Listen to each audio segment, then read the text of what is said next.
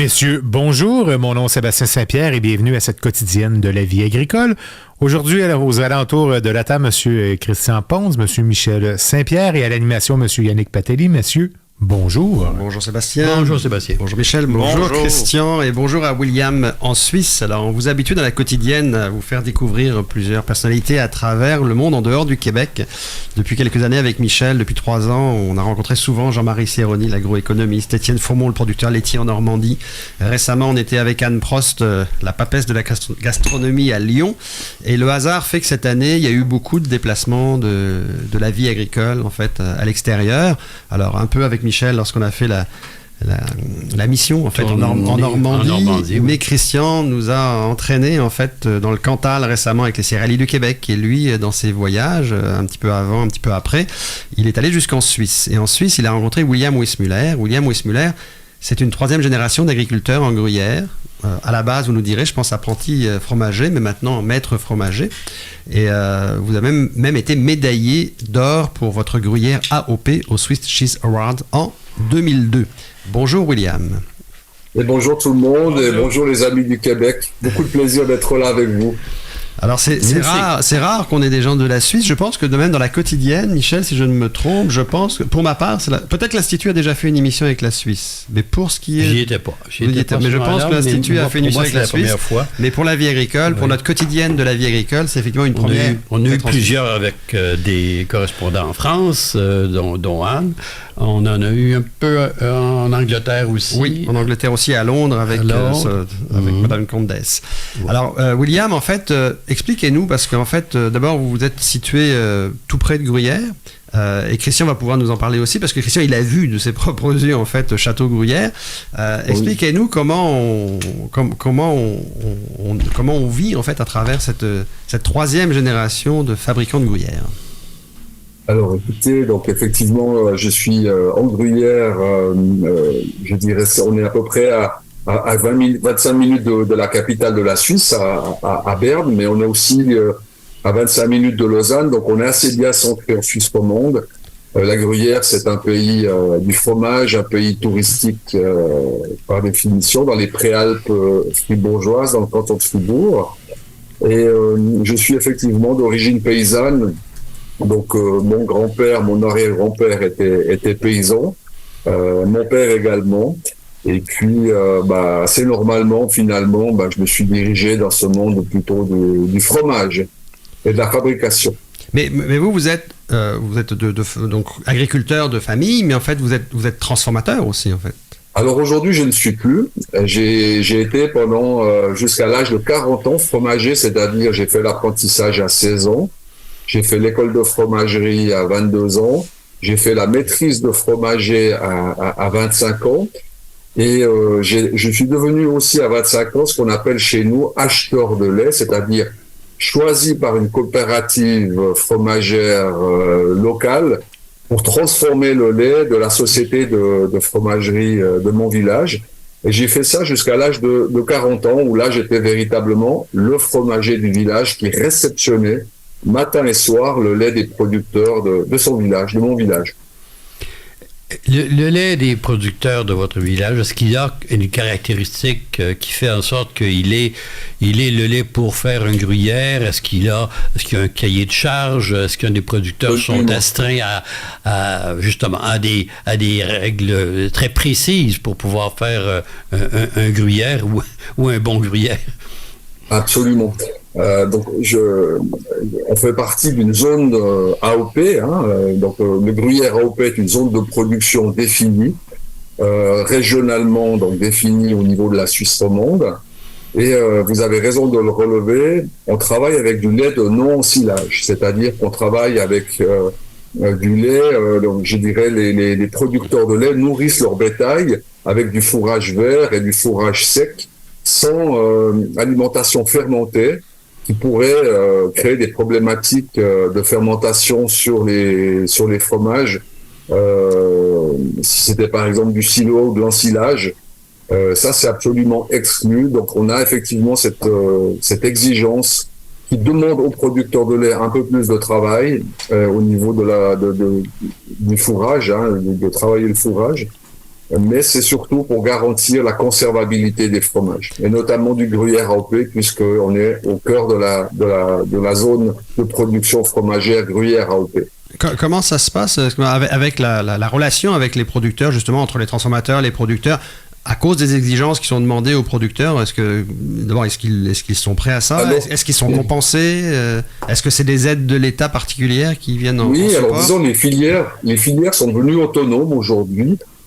Historiquement, il y avait un soutien étatique, comme souvent dans le monde de l'agriculture, mais dans les années 1990, 92, la Confédération suisse a dit aux filières fromagères, maintenant prenez votre destin en main et définissez vos conditions de marché, qui doit être l'offre et la demande.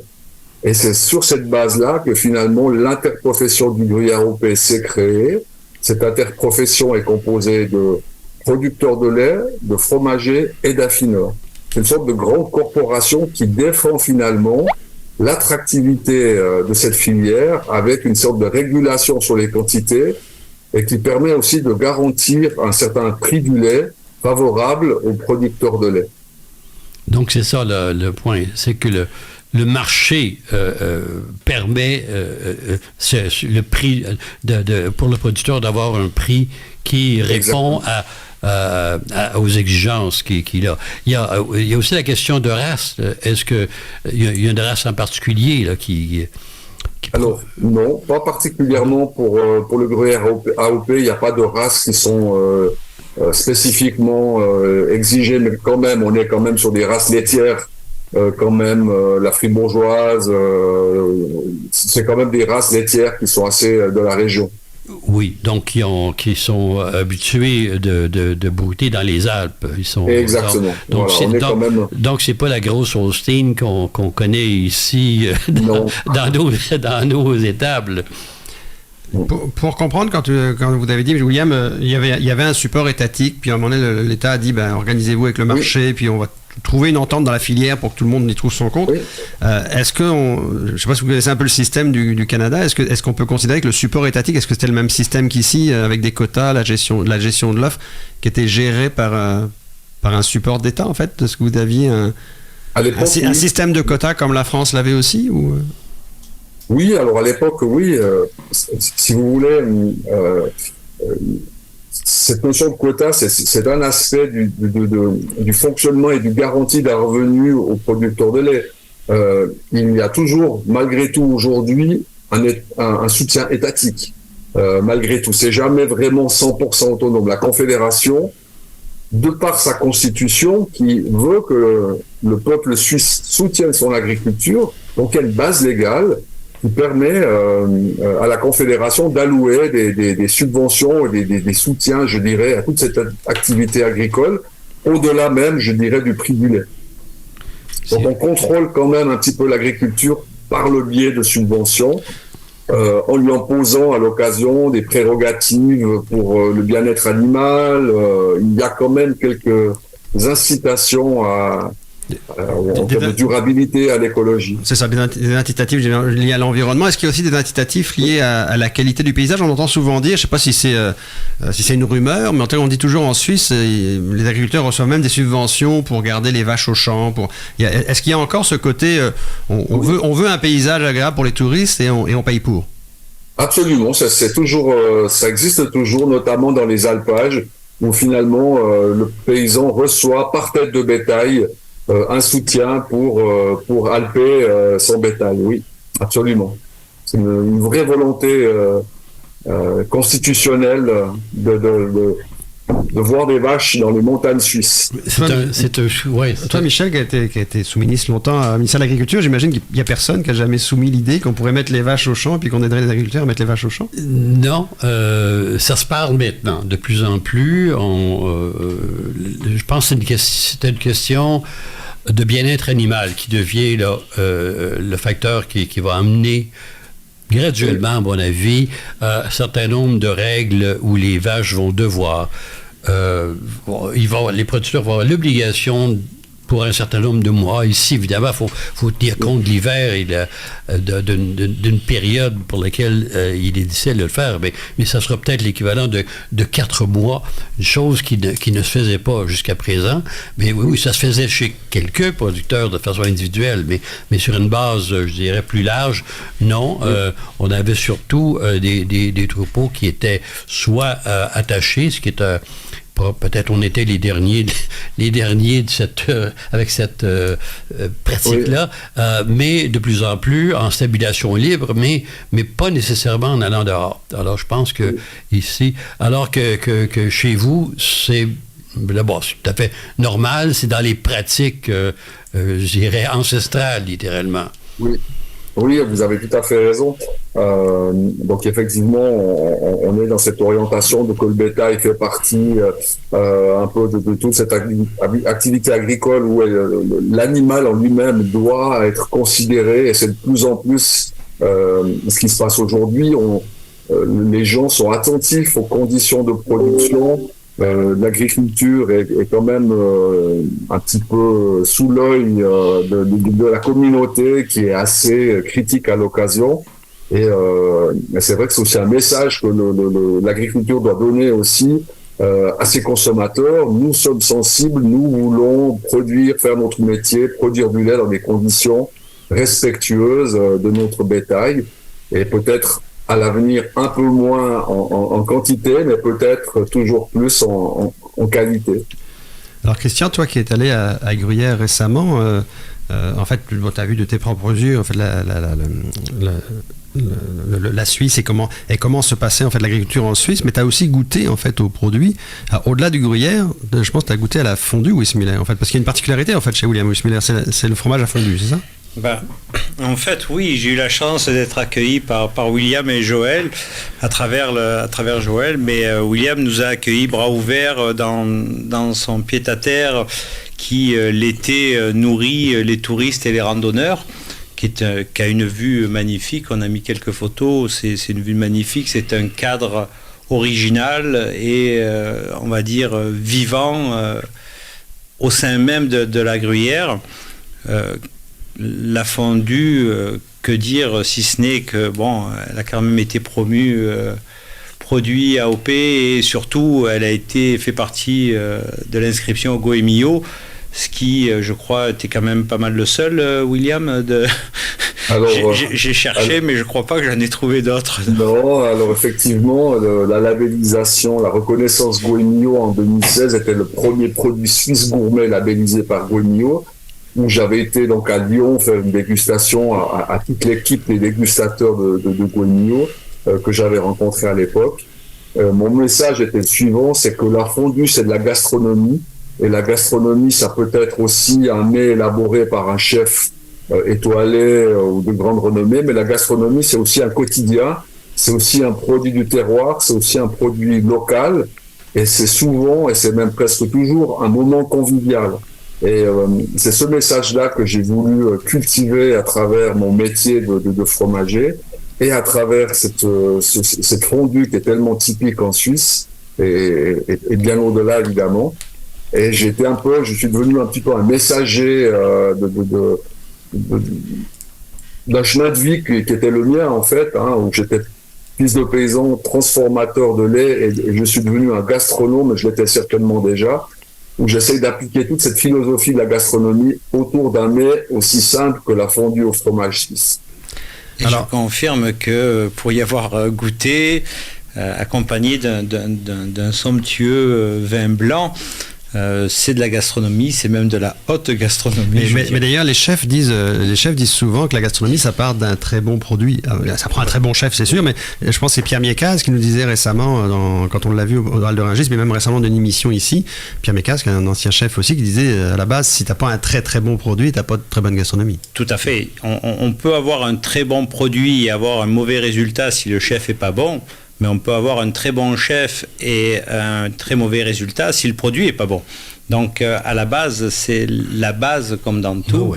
C'est le produit, c'est ce qu'on cultive, la manière dont on le fait, c'est ce qu'on produit, c'est la manière dont on va le respecter, qu'on va le transformer. Et je dirais que l'expérience que j'ai vécue en gruyère grâce à William est à ce jour incomparée par rapport à beaucoup de choses que j'ai mangées, et notamment le côté raffiné, le côté, je dirais à la fois simplicité, parce que c'est ce que tu as réussi à faire. Tu as réussi à promouvoir un produit de très haute qualité en le faisant simplement chez monsieur et madame tout le monde. C'est ça la beauté de la chose. C'est certainement ce qui distingue la gastronomie. J'avais à cœur, à travers mon métier de fromager, donc de maître fromager, de sélectionner, comme on en parlait, les meilleurs fromages. Et il n'y a qu'un expert qui connaît son produit, qui est capable de chercher dans sa sélection un peu ce niveau gastronomique ou d'expérience gustative qu'on aime à la fin partager. Et c'est dans cet esprit-là que j'ai voulu aussi un petit peu donner une sorte de notoriété, de noblesse, si j'ai envie de dire, à la fondue moitié-moitié suisse, donc avec du gruyère AOP et du vacherin fribourgeois AOP, qui sont historiquement vraiment reconnus comme étant des fromages de base pour faire une excellente fondue suisse. Merci beaucoup. On va à une courte pause, William, et on revient avec Michel et Christian tout de suite.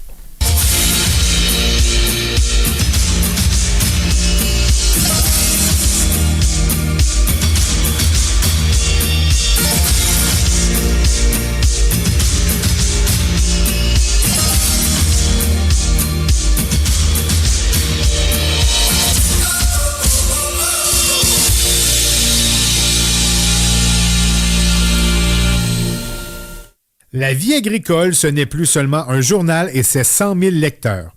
Découvrez aussi nos plateformes web sur www.lvatv.ca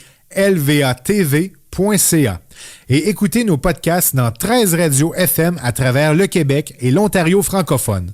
Une portée de plus de 1,5 million d'auditeurs. La vie agricole, par son émission La Quotidienne, se répand partout en région pour parler des vrais enjeux du Québec. Chez Belle-Île, on met en valeur les ressources de la ferme pour soigner les animaux d'élevage. On appelle cela l'autonomie alimentaire à la ferme. Nourrir l'autosuffisance. Voilà comment nos conseillers vous aident chaque jour. Belle-Île, solution nutrition. On nourrit ce que vous mangez. L'encanteur René Hood peut vous aider grandement à obtenir le juste prix, que ce soit pour un troupeau de vaches laitières et ou pour la marchandise de ferme à vendre. Le travail d'une vie vaut la peine d'être confié à une équipe de professionnels. L'encanteur René Hood et son équipe de professionnels pour obtenir le bon prix dans un encan. Visitez encanhood.com. Soyez bien équipés pour mieux travailler avec le M7 de Kubota. La performance, le confort et la polyvalence de ce puissant tracteur se chargent de vos plus grosses tâches cette saison. Présentement, profitez d'options de financement avantageuses sur le M7. Consultez votre concessionnaire Kubota pour plus de détails.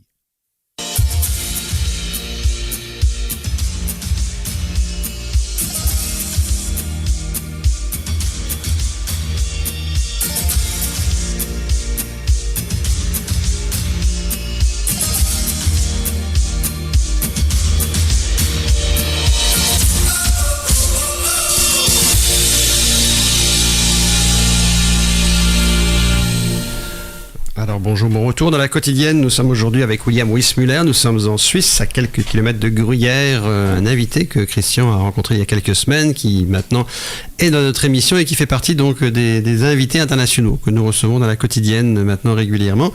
Michel, je pense que je te voyais prendre des notes avec quelques questions, je pense, sur les maîtres fromagers. Une question, je dirais, de parcours. Vous disiez, William, que vous étiez plus maître fromager. Vous étiez. Comment est-ce que vous vous définissez aujourd'hui? Parce que j'ai toujours l'impression qu'on parle à un maître fromager quand on vous parle. C'est intéressant.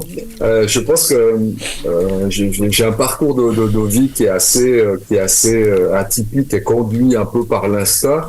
Autant j'ai mis de l'énergie et du corps à être un transformateur fromager et d'accueillir tout le lait de mes producteurs de lait jusqu'à l'âge de 40 ans, autant à un moment donné, je voulais sortir de ma fromagerie et je voulais aussi faire autre chose, créer autre chose. Il y a une sorte de répétition quand même quotidienne, 7 jours sur 7, hein, vous avez du lait qui arrive tous les jours, 7 jours sur 7. ça a un impact aussi sur la vie privée, personnelle, familiale. Et à l'âge de 40 ans, j'avais vraiment envie de faire autre chose. J'avais vraiment fait le tour de ce métier. Mais je voulais vraiment plutôt rencontrer les gens. Je suis devenu un peu détaillant dans un premier temps. Donc avec des crèmeries, je pouvais faire des marchés ou des choses comme ça. Mais par la suite, j'ai fait encore justement j'ai eu cette idée de créer encore le dernier projet qui était peut-être le plus correspondant à mon côté un peu artiste. C'était de créer une marque de fondue en Suisse et de devenir quelque part un messager de mes valeurs, de la gastronomie, de la convivialité, du partage du vin et du fromage et du bon pain comme on l'a vécu avec Christian. Et pour moi, c'est des grands moments de la vie et j'ai la chance de pouvoir, grâce au choix que j'ai fait à 40 ans de quitter la production, de rester un acteur et un animateur de la filière fromagère que je connais absolument parfaitement. Donc votre fondue, c'est celle dont vous nous parliez un peu plus tôt, c'est le bon équilibre entre le gruyère et un autre fromage, quel est-il? Alors on est dans la zone de production dans le canton de Fribourg du vacherin fribourgeois AOP. C'est une pâte mi-dure qui est aussi fabriquée dans des fromageries aux alentours de ma région, mais exclusivement dans notre canton. C'est un fromage AOP. Sa quantité annuelle est de 3000 tonnes par année à peu près qui est produit dans cette zone. Et c'est vraiment un peu le cousin du gruyère AOP. Et c'est comme ça que, historiquement, petit à petit, on a mélangé le gruyère et le vacherin fribourgeois pour en faire cette fameuse fondue moitié-moitié aux saveurs fribourgeoises, mais pas seulement. Puisqu'on a du gruyère qui sort un petit peu du canton de Fribourg, donc sa zone de production elle est un peu plus large que le canton de Fribourg. Mais cette notion de fribourgeoise et locale, elle est vraiment bien ancrée au niveau suisse. Et c'est sur ce fromage, cette fondue-là, que vous avez mis votre nom. Vous êtes maintenant dans le domaine de la commercialisation d'un produit qui est très distinctif. Est-ce qu'on le trouve ici chez nous au Québec?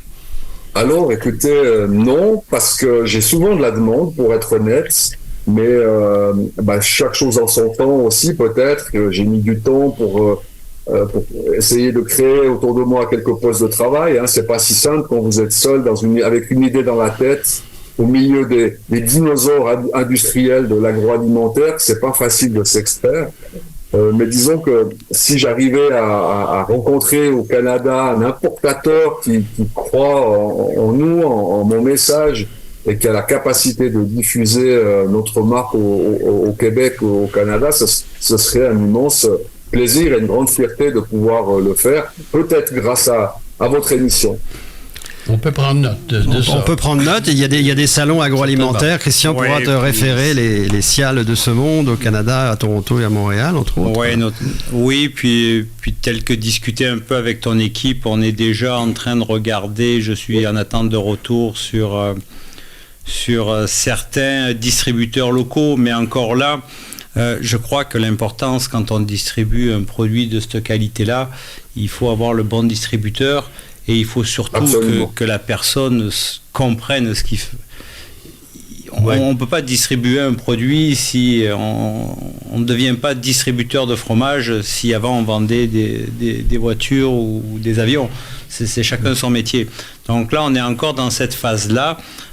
Une des premières démarches qu'on a fait notamment, c'est Pierre qu'on parlait tantôt. On l'a donné à la maison. Je me suis permis de donner tes échantillons de bon cœur à Pierre Miekaz qui nous a accueillis à Rungis et qui travaille aussi pour la maison Lorenz qui distribue ni plus ni moins qu'un peu plus d'une centaine de restaurants dont 54 ou 56 macarons Michelin dans le lot. Donc lui... et l'Élysée. Ah oui. Donc c'est sûr qu'on travaille à ça, l'accueil, la gentillesse avec l'accueil que tu as donné ne pouvait être autre que un minimum te trouver un distributeur local pour pouvoir en manger encore au moins une fois par chez moi. C'est vrai que quand vous avez un artisan fromager qui vous parle d'une expérience à partager, une expérience gastronomique alors que vous allez manger une fondue, ça va ça va créer des émotions, mais à la fin, c'est encore que de la communication. La réalité, c'est quand vous êtes autour de ce caclon et que vous partagez le moment avec vos amis et puis que vous vous dites waouh, c'est bon. Et là, l'expérience, elle s'amplifie encore plus, et ça, c'est pas du marketing. Et justement, parce que dans votre personnage, il y a un artiste, il y a un entrepreneur, il y a un fromager aussi à la base, mais il y a tout ça. Et vous parlez de caclon, et peut-être nous raconter, parce que moi j'ai vu les photos circuler, il y en a une qu'on a mise en ligne, où on vous voit jongler avec des caclons. Là. Vous avez tenté en fait de lancer vos propres caclons, je pense. C'est une petite idée que j'ai derrière la tête, de créer un caclon suisse, vraiment Swiss-made. Mais paradoxalement, c'est pas si simple de trouver une manufacture suisse qui est capable de vraiment mouler une casserole qui peut être donc un caclon en fondu. C'est pas si simple que ça. Ça s'est énormément délocalisé. C'est fait un peu en Europe, en Asie, beaucoup. Moi, j'en avais marre de manger une fondue suisse dans un caclon chinois, et je voulais amener, je dirais, quelque chose d'encore un peu plus authentique. Mais c'est pas si simple. Et après, on a aussi cette notion de prix de production qui est toujours assez élevé au niveau suisse. Et si c'est pour faire un objet qu'on n'arrive pas à vendre aussi avec une marge qui permet simplement que ça fonctionne, voilà. Mais c'est pas si simple que ça. Mais c'est une bonne idée que j'ai dans la tête, effectivement. Dans votre esprit, est-ce qu'il y a un matériau particulier dans quel un métal, quelque chose qui pourrait faire, qui serait distinctif, que ça serait pas un caclon chinois? Il faut qu'il soit léger, et à la fin, vous savez, on réinvente pas la roue. Moi, je pense qu'on prend un moule en acier avec de l'émail à l'intérieur. L'émail est durable, c'est recyclable, c'est quelque chose qui peut durer toute la vie. Et l'idée, ce serait vraiment de simplement trouver un artisan qui arrive à nous faire un moule en acier, qu'on arrive ensuite à imprégner d'émail avec un manche, et ça, c'est pas, on est capable de le faire, on réinventerait pas la roue, mais c'est tout plein de processus ou d'interactions entre plusieurs entreprises, parce qu'il n'y en a pas une seule qui fait tout, et c'est comme ça qu'on renchérit un petit peu l'objet. Mais disons que le caclon en fondu, c'est quand même emblématique de la Suisse aussi, et bien sûr de sa fondue. Il aurait comme grande qualité d'être Swiss-made, celui-là. Alors voilà, ce serait un peu l'idée. C'est ça, mais je lâche pas comme ça. Quand je ferme un tiroir, momentanément, parce qu'il y a un peu d'obstruction, je ne l'oublie jamais. Alors, on va continuer de vous suivre, William, assurément. On se rencontrera peut-être dans le cadre d'une prochaine mission. Sait-on jamais, si l'Institut Jean Garon refait une mission en Europe, peut-être irons-nous jusqu'en Suisse. On peut penser aussi, peut-être en parler à quelques importateurs, parce qu'il faut avoir un permis d'importation, un quota d'importation. Pour pouvoir prétendre être l'intermédiaire. Donc, tout à fait. Et c'est pas tout le monde qui a un quota d'importation. Non, tout à fait. Par contre, il y a eu un élargissement à ce côté-là. Les producteurs du Québec n'ont pas tout à fait apprécié que dans les accords multilatéraux, on ouvre autant à l'importation de produits européens, mais la chose est faite, et puis donc vous pouvez certainement avoir des possibilités plus grandes au niveau de certains importateurs. Certainement. Alors William, on va rester en contact dans les prochaines semaines et prochains mois. Merci beaucoup d'avoir participé à cette quotidienne. Merci Michel, merci pour ton temps, puis on fait un suivi sans problème. C'est un plaisir de vous rencontrer, de partager ce moment avec vous, et puis une bonne salutation à tous les Québécois qui nous écoutent. Merci. Bienvenue en Suisse et en Gruyère. Bonne chance dans vos projets. Au revoir. Merci beaucoup.